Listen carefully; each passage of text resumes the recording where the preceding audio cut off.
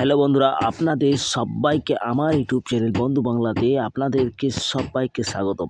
দেখো বন্ধুরা, অফিসিয়াল বিজ্ঞপ্তি বের হয়ে গেছে ভারতীয় রেলে আরপিএফ নিয়োগ। ফর্ম ফিল আপ কবে থেকে চালু হবে, শূন্য পদ কত, পুরুষ মহিলা উভয় আপনারা আবেদন করতে পারেন। কিভাবে আবেদন করবেন, যোগ্যতা কত, সব কিছু এই ভিডিওতে আপনাদের এক এক করে বলে দেবো। চলো বন্ধুরা, বেশি দেরি না করে ভিডিও করা শুরু করা যাক। তো সব থেকে আগে আপনাদেরকে অফিসিয়াল দেখো বন্ধুরা, অফিসিয়াল বিজ্ঞপ্তি আরপিএফের অফিসিয়াল বিজ্ঞপ্তি বের করে নিয়েছি। এরপরে আপনাদের নোটিফিকেশন দেখিয়ে দেব। দেখো বন্ধুরা, অফিসিয়াল নোটিফিকেশানে চলে এসেছি। যেমন আছে, যা আপনারা দেখতে পাচ্ছেন কি government of India ministry of railway. তো রেলওয়ে থেকে বন্ধুরা বিজ্ঞপ্তি বের হয়ে গেছে। এবং দেখুন, সার্টিফিকেট অ্যান্ড নোটিফিকেশান নাম্বার 1/2024 থেকে 2/2024 নোটিফিকেশান বিজ্ঞপ্তি বের হয়েছে। এবং দেখুন বন্ধুরা, আপনারা অফলাইনে আবেদন করতে পারবেন না, অনলাইনে আবেদন করতে পারবেন। এইখানে দেখুন, আপনারা application are the invite from the eligible candidates of the following post in railway production force RPF and railway production special force applications complete the submittance online only. তো দেখে বন্ধুরা, আপনারা দেখতে পাচ্ছেন যে কি অনলাইন আবেদন আপনাদের করতে পারবেন। এবং দেখুন, এইখানে দুটি পোস্ট বের হয়েছে বন্ধুরা, সাব ইন্সপেক্টর আর কনস্টেবল, দুটি পদে নেওয়া হবে। আবেদন শুরু হবে 15/4/2024। ওপেনিং টাইম বন্ধুরা 15/4/2024, মানে মার্চ মাসে আপনাদের শুরু হয়ে যাবে। এবং ক্লোজিং ডেট, লাস্ট ডেট হচ্ছে 14/5/2024। এটি ক্লোজিং ডেট, এক মাসের আপনাকে অবসর দেওয়া হচ্ছে অ্যাপ্লিকেশন করার জন্য। এবং বন্ধুরা দেখতে পাচ্ছেন ভ্যাকেন্সি দেওয়া আছে সাব ইন্সপেক্টর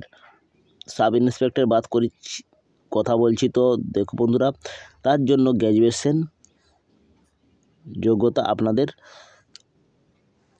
দরকার। এবং তার বন্ধুরা ভ্যাকেন্সি রয়েছে 452টা।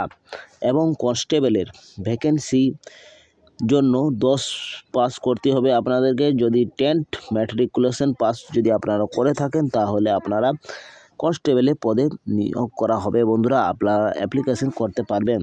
এবং এদের ভ্যাকেন্সি হচ্ছে 4208টি ভ্যাকেন্সি রয়েছে। মোট 4252 আর 4208, মোট হচ্ছে 4660টি ভ্যাকেন্সি টোটাল রয়েছে।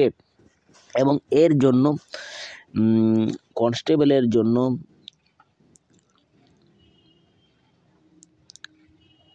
বেতন রয়েছেন 21,700 এবং সাব ইন্সপেক্টরের জন্য 35,000 বেতন রয়েছে।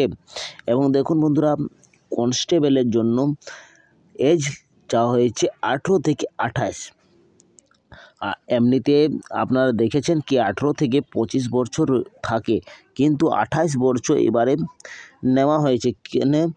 কারণ বন্ধুরা, কোভিড-19 প্যান্ডেমিক কারণে 3 বছর বাড়ানো হয়েছে। এবং সাব ইন্সপেক্টরের জন্য 20 থেকে 28 বছরে নেওয়া হচ্ছে। তো বন্ধুরা, আপনাদের একটা সুযোগ রয়েছে আপনারা আবেদন করবার। আর যদি আপনারা SC ST রয়েছেন, তো আপনাদের আরও এজ বেরিয়ে যাবে। SC হলে 5 বছরে এক্সট্রা বেড়ে যাবে। আর যদি OBC রয়েছেন, 3 বছর আপনারা আরও এক্সট্রা পেয়ে যাবেন। তো বন্ধুরা, এই হলো বন্ধুরা, আপনাদেরকে বলে দিই যে আপনাদের ফিস কত লাগবে। অনলাইন আবেদন করতে গেলে আপনাদেরকে চার্জ কত লাগবে আপনাদেরকে আবেদন করতে গেলে। তো দেখো বন্ধুরা, আপনারা যদি জেনারেল ক্যাটাগরিতে হন এবং OBC ক্যাটাগরিতে হন, তো 500 টাকা আপনাদেরকে ফি লাগবে। আর এইটা তারপরে যতক্ষণে আপনাদের এক্সাম শেষ হয়ে যাবে, তারপর আপনাদেরকে 400 টাকা ফেরত পেয়ে যাবেন। এবং যদি আপনার SC ST ক্যাটাগরি বা এক্স সার্ভিসম্যান বা ফিমেলস ক্যাটাগরি যদি হয়, এবং যদি আপনারা, তাহলে আপনাদেরকে 250 টাকা ভুগতান দিতে হবে। ফির বন্ধুরা, আপনাদের যখনই এক্সাম শেষ হয়ে যাবে, তো আপনাদেরকে 250 টাকা ফির রিটার্ন মিলিয়ে যাবে। তার মানে 400 টাকা 100 টাকা কাটা হবে জেনারেলের জন্যে।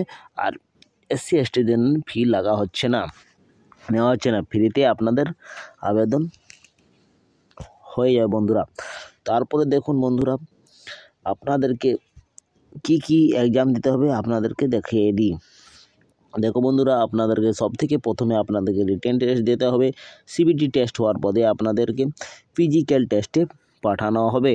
যারা যারা উত্তীর্ণ হবে সিবিটি টেস্টে তাদেরকে ফিজিক্যাল টেস্ট দিতে হবে। ফিজিক্যাল টেস্টের বাদে আপনারা যখনই ফিজিক্যাল টেস্ট মানে রান দৌড় হওয়ার বাদে আপনারা ট্রেনিংয়ে চলে যাবেন। ট্রেনিংয়ের হওয়ার পরে আপনাদেরকে নিযুক্তি করা হবে এবং আপনাদের চাকরিটা হয়ে যাবে। তো বন্ধুরা, এই ছিল অফিসিয়াল বিজ্ঞপ্তি আরপিএফের। যখনই এই বিজ্ঞপ্তিটা বের হয়ে যাবে 15/4/24, তো কীভাবে আপনাদেরকে আবেদন করতে হবে পুরো ফর্মটি আপনাদেরকে আবেদন করে এই চ্যানেলের মাধ্যমে আপনাদেরকে দেখানো হবে। তো ভিডিওটা যদি পছন্দ লাগেছে তো আপনাদের লাইক করুন, ভিডিওটাকে যাদের বন্ধুদের সঙ্গে শেয়ার করুন। তো বন্ধুরা, এইখানে আমি ভিডিওটা শেষ করছি।